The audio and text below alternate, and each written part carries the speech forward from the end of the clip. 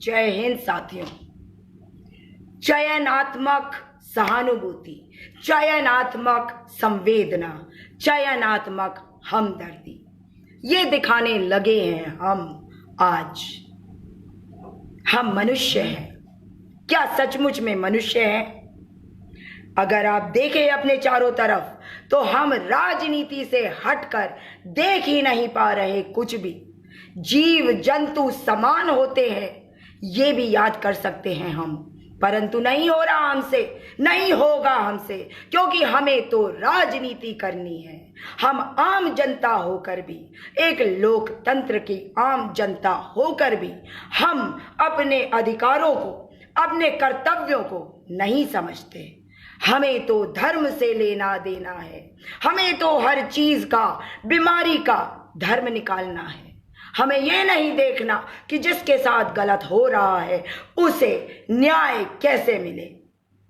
आज बड़ी बड़ी बातें होते हुए सुन ली मैंने, बहुत सारी बातें सुन ली और दिल में दुख हो रहा है, बहुत दर्द हो रहा है। वे सारे नेता जो राजनीतिकरण कर रहे हैं, उस बेचारी हथिनी का जिसके पेट में एक बच्चा था, वो अजन्मा बच्चा बिना जन्म लिए इस दुनिया से चला गया, क्योंकि उसकी माता के साथ किस प्रकार का अपराध किया गया ये आप लोग भी जानते हैं। मुझे आपको बताने की आवश्यकता नहीं है। महिला हूँ, महिला का दर्द समझती हूँ। तो एक जानवर, एक पशु जो मेरे जेंडर की पशु थी, उसके दर्द को समझने का मादा भी रखती हूँ, उसके दर्द को समझने का हृदय भी रखती हूँ, उसके दर्द को समझने का मन भी रखती हूँ, दिमाग भी रखती हूँ।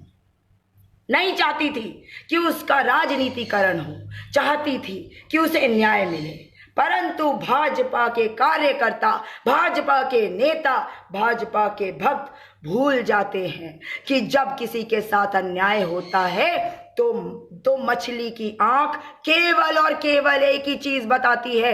वो एक चीज होती है कि किस प्रकार से न्याय दिलवाया जाए, परंतु हम अपनी भक्ति में सब कुछ भूल जाते हैं। मैं जानना चाहती हूँ उन भक्तों से जिन्होंने बड़ी संवेदना दिखाई। ये चयनात्मक संवेदना आपकी कहाँ गई थी जब मेरे उत्तराखंड राज्य का एक घोड़ा शक्तिमान उसकी टांग तोड़ दी थी एक भाजपा के विधायक ने, जिनके नाम में गणेश है, गणपति है, मगर जब उन्होंने डंडा घुमाया था तो उस डंडे में गणेश नहीं दिखे, मुझे गणपति नहीं दिखे। उस समय उन्होंने वो डंडा घुमा घुमा के मारा था उस बेचारे जानवर पर जो बोल नहीं सकता था। मैं भारतीय जनता पार्टी के उन सभी नेताओं, कार्यकर्ताओं, भक्तों से जानना चाहती हूँ, कहाँ गई थी आपकी ये चयनात्मक संवेदना जब पिछले वर्ष कई नील गायों को बिहार में मार दिया गया। मेरे पास वीडियो है जहां एक जीवित नील गाय को गाड़ दिया गया था। कहाँ गई थी आपकी चयनात्मक हमदर्दी? जानना चाहती हूँ कि जब मंडी से खबर आई कि बंदरों को मारा जाएगा तो कहाँ गई आपकी ये चयनात्मक हमदर्दी, चयनात्मक संवेदना, चयनात्मक सहानुभूति? क्या उन पशुओं के दिल के अंदर कुछ नहीं था? क्या उनके शरीर के अंदर एक प्राण नहीं थे जैसे आपके अंदर है, जैसे मेरे अंदर है? कहाँ गई थी आपकी ये चयनात्मक संवेदनाएं? बहुत बात करी ना आपने।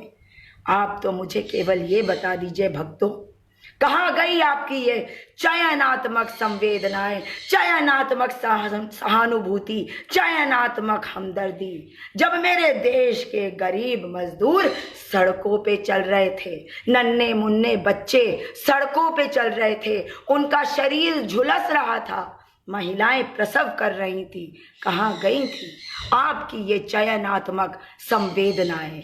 आप मुझे बताइए कि क्या जानवर के लिए जब आपके अंदर ये सहानुभूति उमड़ उमड़ के आई तो हर जानवर के लिए नहीं आनी चाहिए थी?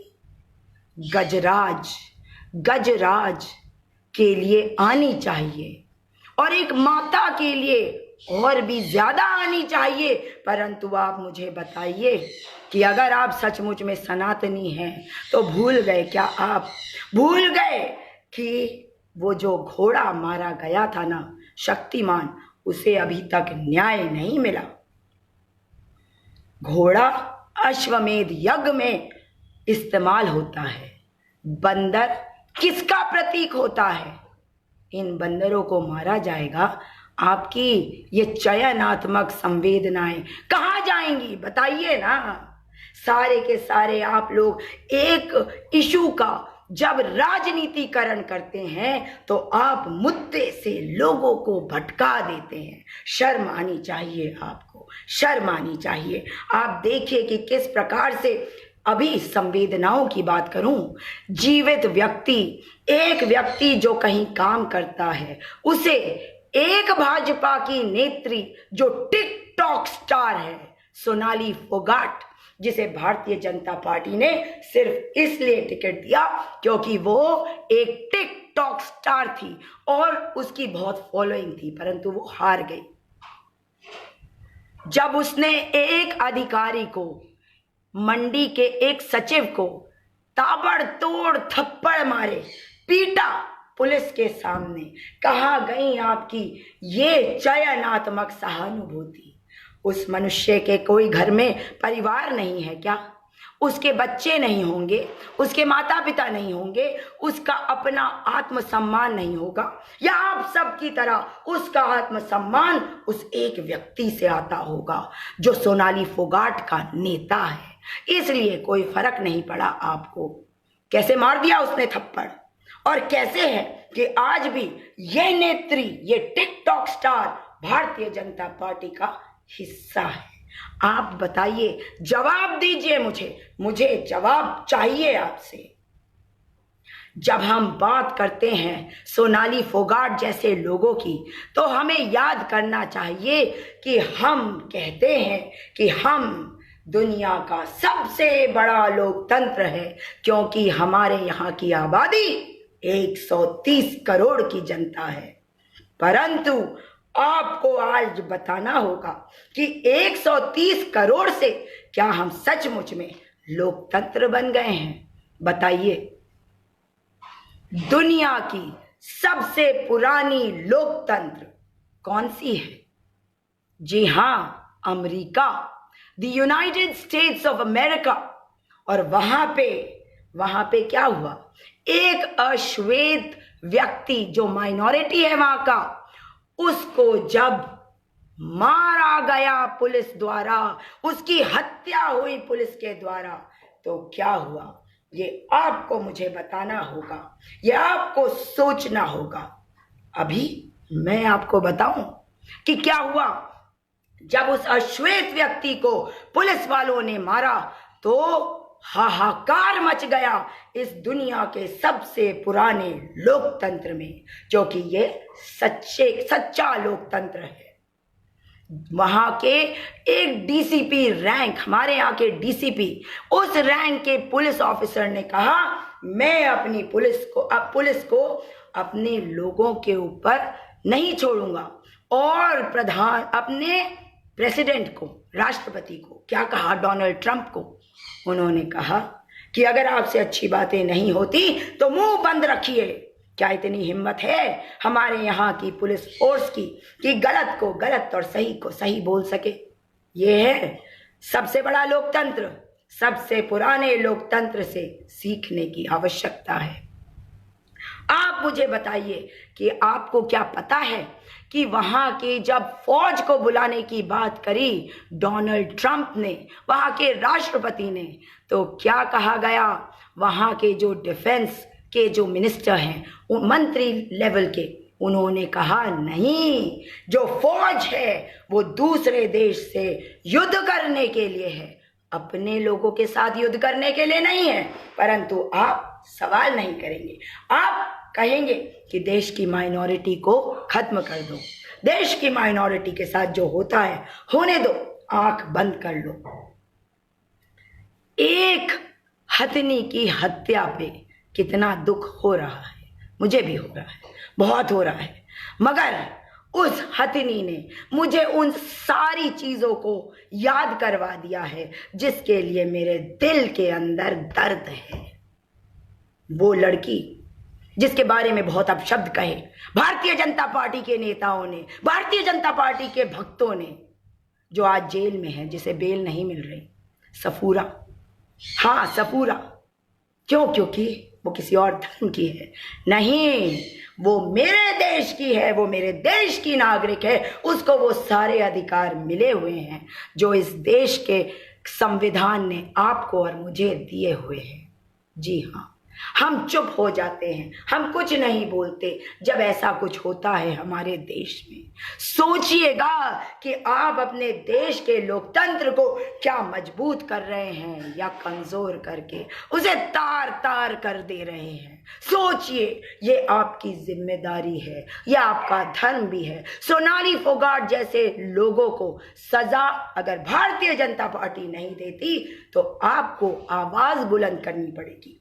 आपको इस सरकार को कहना पड़ेगा कि बेशर्म सरकार, गुजरात में विपक्ष के नेताओं को तोड़ने के बजाय, मध्य प्रदेश में सरकार को तोड़ने के बजाय, महाराष्ट्र में चुनी हुई सरकार, बनी हुई सरकार को तोड़ फोड़ करने की कोशिश करने के बजाय कुछ अच्छा काम भी कर लीजिए। कोरोना का समय है, बीमारी आई है, ईश्वर का कहर बरप रहा है हम सब पर, और अगर आज भी हम नहीं सुधरे तो कभी कभी अम्फन आ जाता है, कभी निसर्ग आ जाता है, कभी कहीं पर अर्थक्वेक आ जाता है, कहीं पर बाढ़ आ जाती है, और क्या क्या दिखाओगे हमें।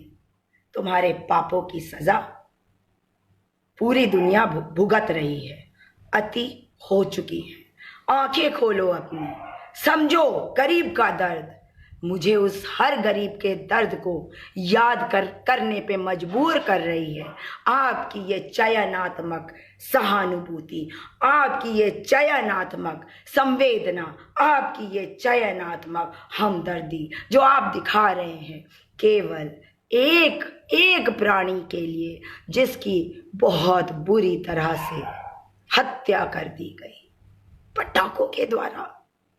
समझ सकते हैं आप हम कहाँ जा रहे हैं, मनुष्य प्रजाति कहाँ जा रहा है। हाय मचा रखी है, हाय तौबा मचा रखी है, सिर्फ सत्ता का लालच है। केरल वो राज्य है जहाँ पे भारतीय जनता पार्टी आज तक सत्ता पे नहीं पहुंची, इसीलिए उस हथिनी की हत्या को ये राजनीतिक रंग दिया जा रहा है। कम से कम मेरे देशवासियों, आप तो इस बात को समझो कि हम ऐसा ना होने दें, हम उस हथिनी को न्याय दिलवाएं। शायद वहीं से शुरुआत हो जाए हमारे अंदर सहानुभूति, संवेदना, हमदर्दी के दोबारा पनपने की। इन मूल्यों के बिना हम इंसान नहीं हैं। आप लोगों से हाथ जोड़कर विनती कर रही हूं कि यदि किसी की हत्या हुई, किसी के साथ गलत हुआ है तो अपनी आवाज को बुलंद करिए ताकि उसको हम न्याय दिलवा सकें। दिल में बहुत दर्द है, बहुत अजीब सा महसूस कर रही हूँ पिछले 3-4 दिनों से, जब से ये देख रही हूँ, जब से सुन रही हूँ। मन नहीं कर रहा था बात करने का, फिर भी सोचा इस विषय पर आपसे बात करूं। हो सकता है कि मेरी बातें कुछ लोगों को समझ में आए और हम सब मिलकर हमारी उस माँ को, जो माँ ना बन सकी, जिसके बच्चे की हमने हत्या कर दी, उसे हम न्याय दिलवा सके। जय हिंद।